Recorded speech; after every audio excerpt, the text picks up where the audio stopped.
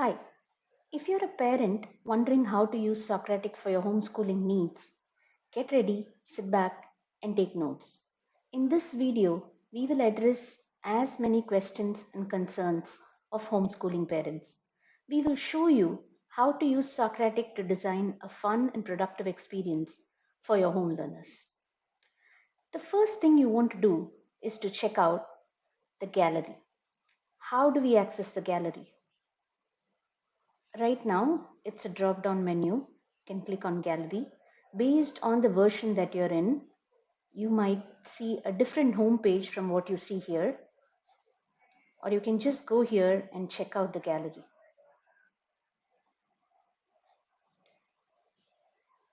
This is the exploration gallery. It is an arcade of explorations published by learners in Socratic. If you think of Socratic as a learner's store, as a shop for learning needs, then the exploration gallery is where you window shop. You don't have to be logged in to view the gallery.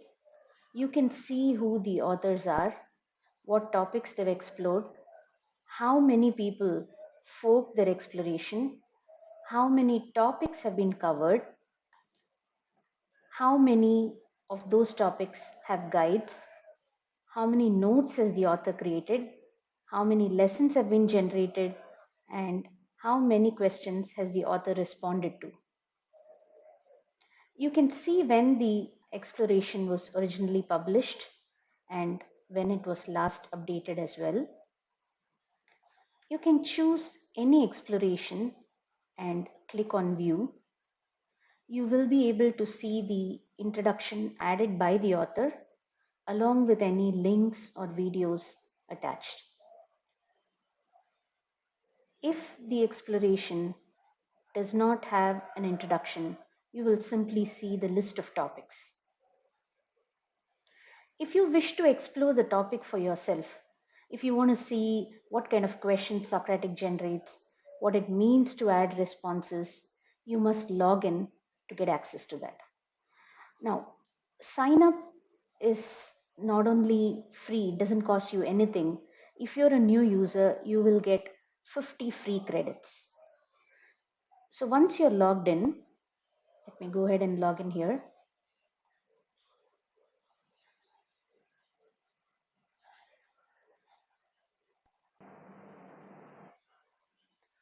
Once you're logged in, your gallery options double instantly. You can fork the exploration and add it to your workspace. When you add to your workspace, it immediately becomes part of your explorations. Now you have moved from window shopping to the trial room. When it gets added to your workspace, you have the option to explore, learn, and answer as much as you want. The inquiries generated are boundless. The more you answer, the more you explore, the more inquiries Socratic will generate. You looked at the explorations in the gallery, you chose an exploration and you explored it for yourself. You liked exploring the topic, you liked the process of adding responses and getting feedback. You are convinced that your children or your homeschooling group will love it as well.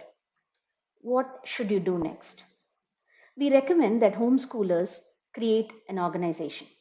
Now, this is a good thing for many reasons. One, you can choose roles for the members of your organization, for your homeschooling group.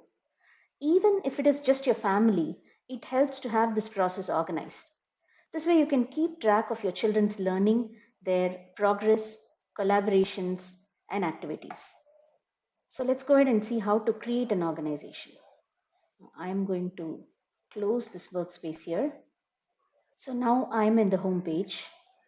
As you can see here, under your profile section, you have this option to create a new organization. You can click on that and it will take you to the new organization page.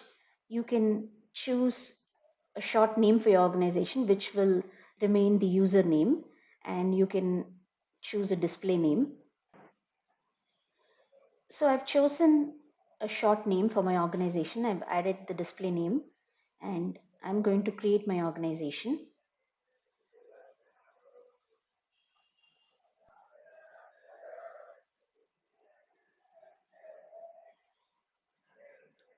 So here's my organization, the username. Here it shows the number of credits, which is 0 because the organization is brand new. I have the option to upload an image, a family picture or a logo or anything I want for my homeschooling group. So I'm going to go ahead and do that.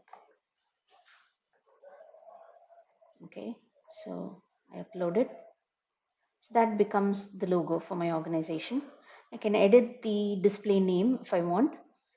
And this is where I get to add members in the organization. Students, other homeschooling parents, their children, etc. So I'm going to go ahead and click on that. And here I have the option to enter emails in bulk, separated by commas. So I am going to copy paste that here. I have 3 students and 2 parents in the group for now. Student 1, 2 and 3, parent 1 and 2, and my organization is frontal lobby. So I'm going to generate the roster here. Now here you get to choose the username for your students. Get to say maybe, let's say sunnyboy1, and display name sun who likes art, and I can change the email or the password I want. I can keep this person a student or change them to a teacher role. I will stick with student. And do I want them to be an admin or a member? Member. And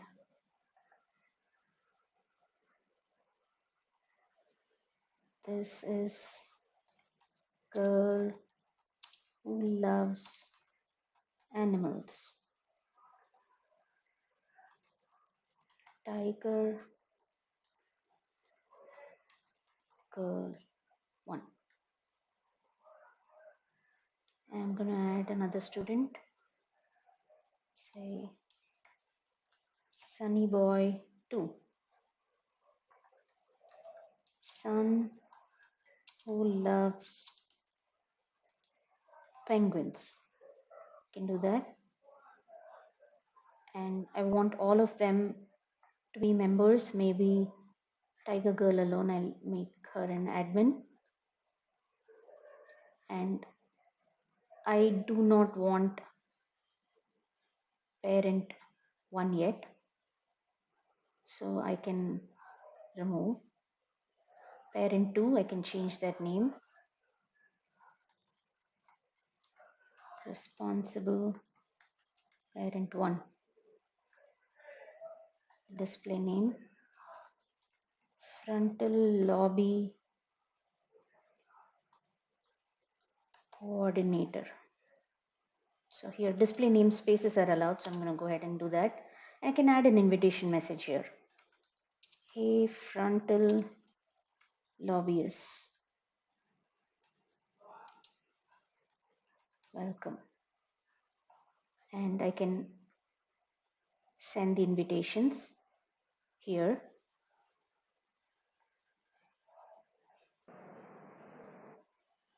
So I've sent the invitations, and here you can see that my name and my roles, everything is gray because I don't want to accidentally deactivate myself.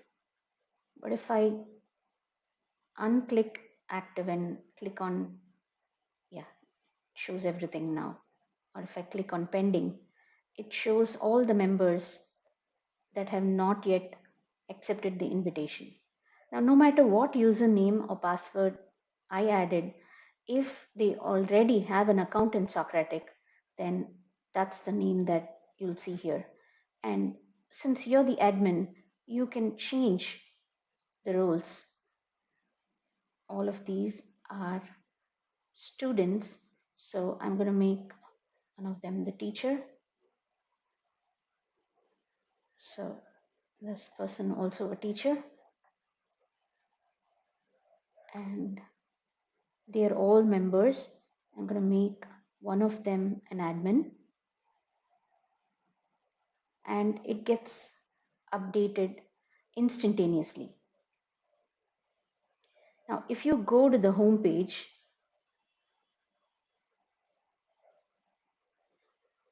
you will see that here under the new organization got added here, and when you click here, you get to choose who you want to explore as. Now, obviously, before exploring, you would have to add credits, and for that, if you're a homeschooler, we suggest that you either use the help option,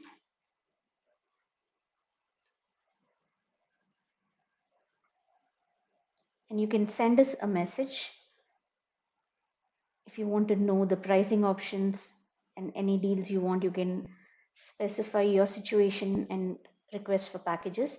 You can do that through help here, or you can check out the pricing here. Here you can buy, or you can schedule a demo with us. You can use the schedule a demo option and let us know what you and your homeschooling group needs. If it is, even if it is just a family and you have specific needs, you can write to us or use this option or go to the help section. Now let's go back to the home page.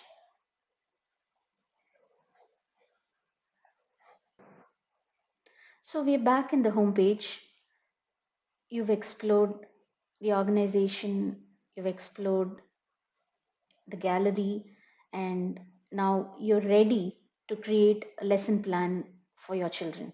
Let's say you want to create an assignment for your children. How do you do that?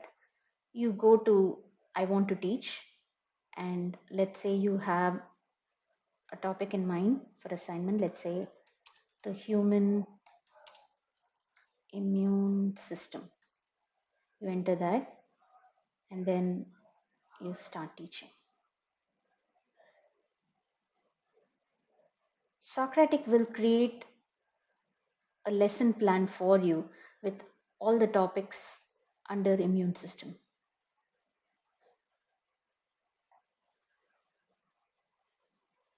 So as you can see here, you have two modes, outline and topical. SocratiQ is generating the exploration. So when you start teaching a particular topic, SocratiQ will generate this exploration for you. This is markedly different from the exploration of a learner. This is from a teacher's perspective. There is the main topic that you entered, human immune system. And we can see that the introduction has been generated. And when the work is in progress, you see it here. And when it's complete, it gets added to the events here. The introduction was generated, so let's quickly check that out. So this is the introduction to the human immune system. You can change the view here, and you can navigate the pages by clicking on the page numbers or through the arrows. Now this is an introduction of the topic to the facilitator or the teacher. And so you get to see how SocratiQ plans to approach this particular topic. In each of these, you see that there are these main topics, and each of them have subtopics. And almost all of them have the same options. You can generate a lesson plan, add a subtopic, edit the topic or delete it. You can generate a guide. You can add a note. You can collapse. You can bookmark. When you bookmark, it gets added to your bookmark section here, which you can edit and rearrange if you have number of bookmarks. You can collapse if you don't want to focus on this particular topic for now. Now, collapse does not mean delete, because here there is a separate delete option which will remove this topic entirely from the exploration. Collapse simply means that you are not ready to look at it just yet, and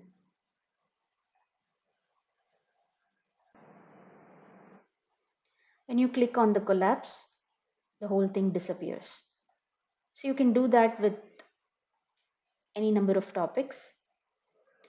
Let's say you want to focus on another topic. You have adaptive immunity, innate immunity. Let's say you want your child or your home learning group to have another topic. You can add the topic here. Let's say passive immunity. When you submit this topic, it gets added to this exploration instantly, which means as soon as you add it, you can generate a lesson plan for it. So as you can see here, there is a generate lesson plan, and in the ones that we've generated lesson plan, we get two things. There is a view lesson plan and there is show activities, and then there is a guide that we just requested for. So now the guide, when you click on it, you can think of a guide as a lesson plan for the topic, or you can think of it the other way around. A lesson plan is a guide for you. A lesson plan is mostly for the teachers, for the facilitators, for the coordinators of homeschoolers. It is not for the home learners because they will not have access to the lesson plan or the activities. This is exclusive to the teacher mode. So when you let's start with the guide first. Now this, you get to see a sneak peek of what the learners will see about this topic. How does it work? Why is it important?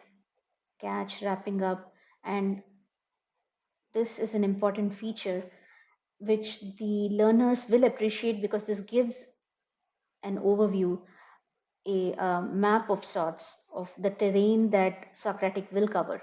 Drawbacks, what is the duration, short term, is all about one topic, passive immunity.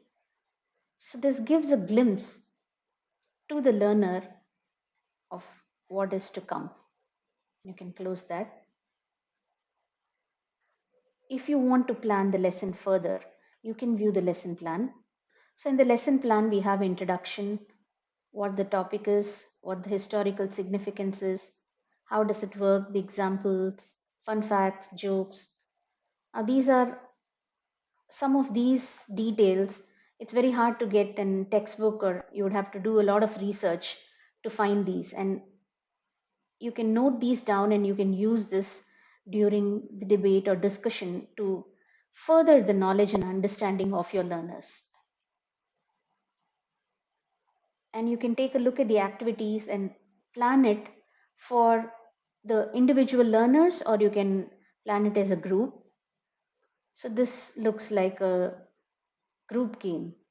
Students will pass around a token of immunity to simulate the concept of passive immunity. So these are great activities that you can get started with immediately as soon as you create a lesson plan. As soon as you create a lesson plan, you have a set of activities ready for you. You can mix and match these activities, or you can combine them with the activities that you have and use them instantly in your learning discussions for your homeschoolers. So, all right, now you've chosen a topic and you've created a lesson plan, you know the activities, you have a plan in mind, and you are ready to give it to the learner. So, what should you do next? Now, make sure you have created enough guides and lesson plans as is needed. But don't worry if you forget something, your learners can always generate guides when they explore, and you can add notes here to say, let me click on that. So you can say, hey, Sunny Boy 1, remember to generate the guide before you answer the inquiries. Something like that. You can add a note. You can use markdown to say, if you want, the attention of your learner. You can do that, or yeah, you can use markdown to do that. You can color code your notes. You can tell your learners that, hey, yellow means I'm just giving you an information. Blue means there is something important that you need to check out. Pink means links. Green means research material that I want you to take a look at. So it's up to you. You can color code them, and we have 7 colors, which is plenty. And once you're done with that, you submit, and this gets added here. So when you're ready to pass this on to your learning group, this will be available. So you've done all that, you're ready to send this to your home learners. Then you go to this publication and you click on generate inquiries.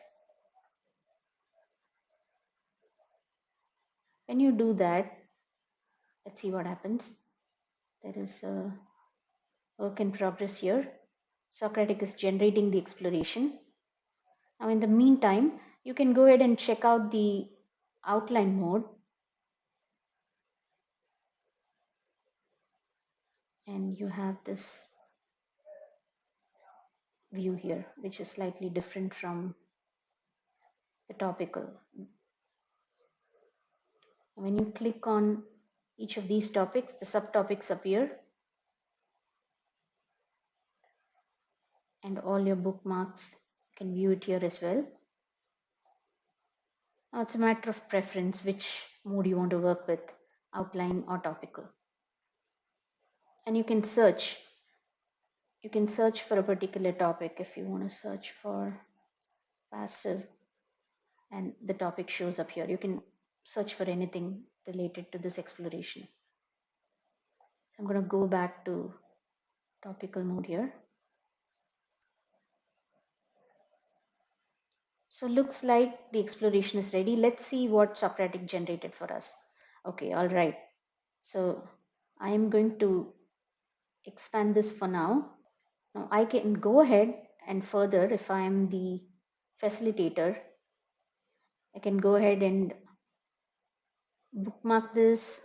If I want it for further reference, I can add a note here as well. I can add my own response.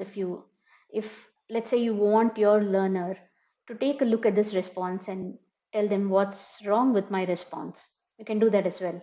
You can deliberately add a wrong response and see how SocratiQ responds to it. You can generate a lesson ahead of time if you know that your learners want it, so that way each learner doesn't have to generate the lesson. What if you want to share this with another homeschooling group or another homeschooling family? You click on this plus option here, and you see that there is a code here. You can copy that code and you can send it to them.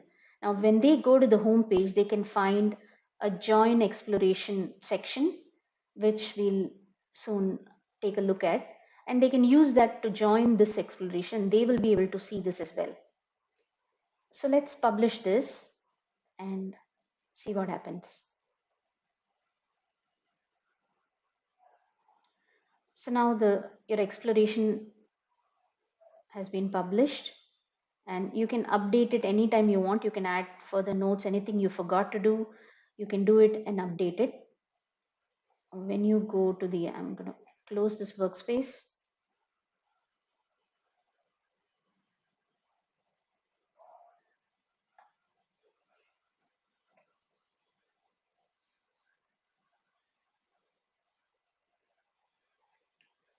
And I am going to go to my explorations.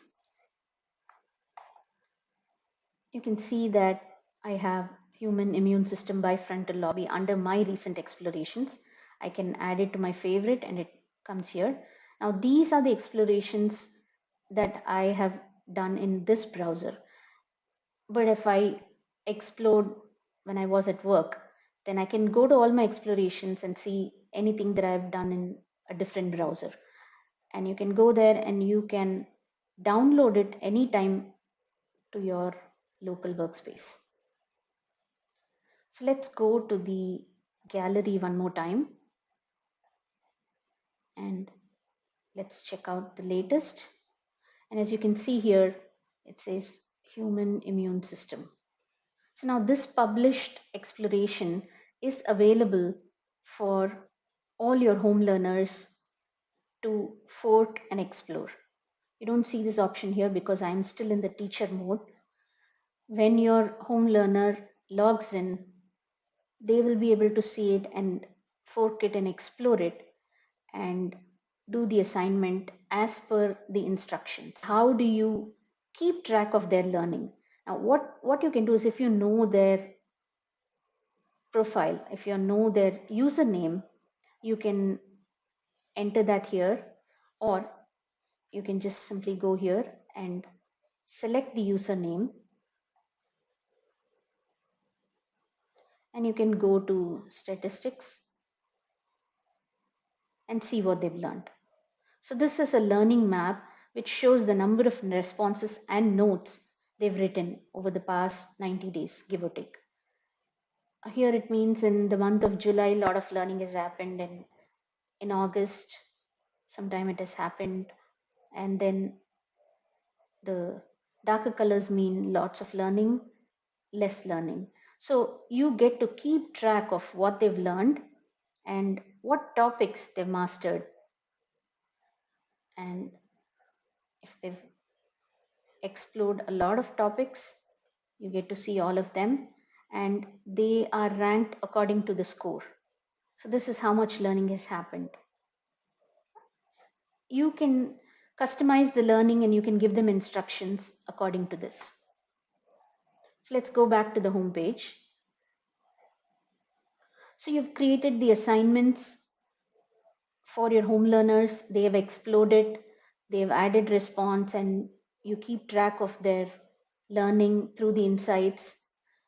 Let's say your home learning group wants to discuss and explore a topic together with another home learning group.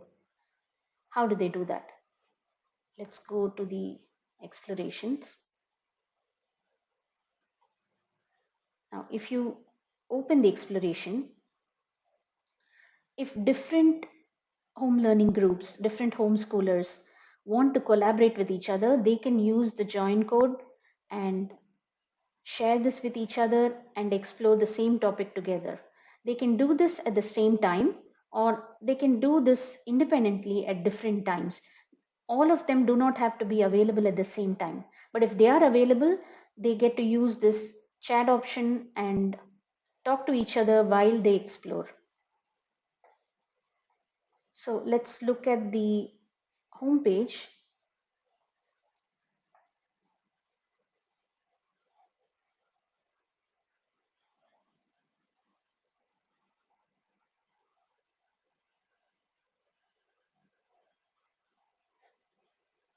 So this is the join exploration section. You get to copy paste the join code and join any exploration that you want. Let me enter a join code. It can be from another parent or another homeschooling group or another learner. Any exploration can be viewed through this join code. So I can view this exploration. I can see the notes, all the topics, and any responses added by the author. I can check it out. So this is how the learners can collaborate with each other and learn together.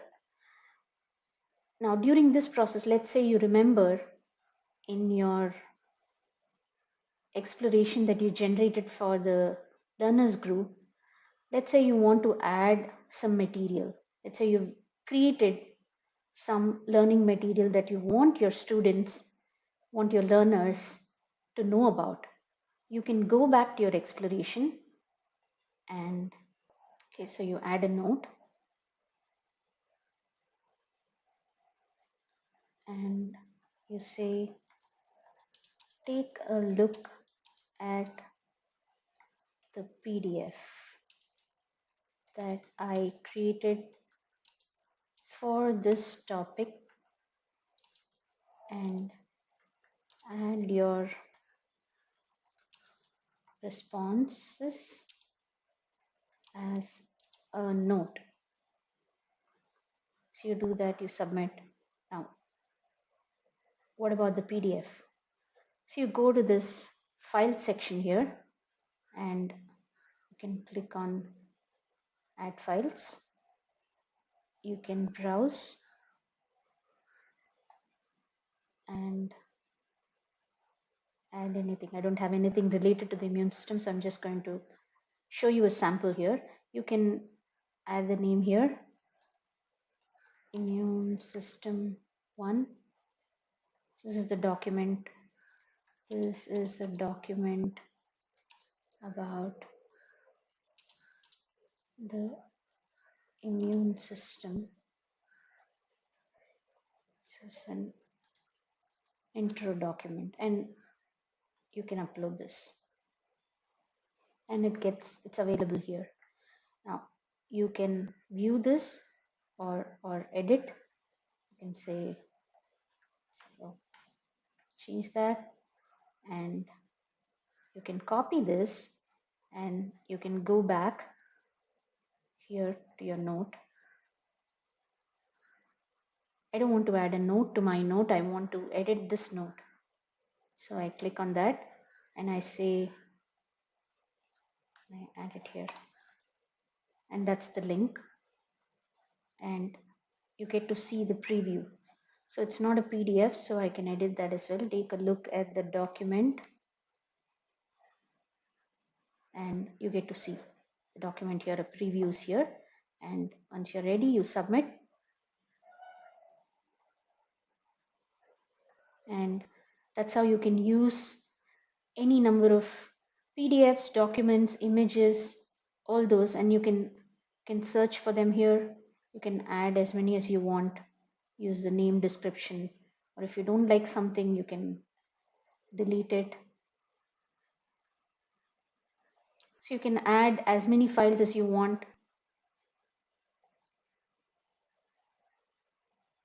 You can delete if you don't want,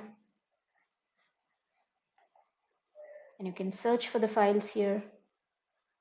So that way both your learners and you can add material to this exploration. I hope this video answered questions for you as a homeschooling parent, and take a look at other videos as well and let us know if you have any questions.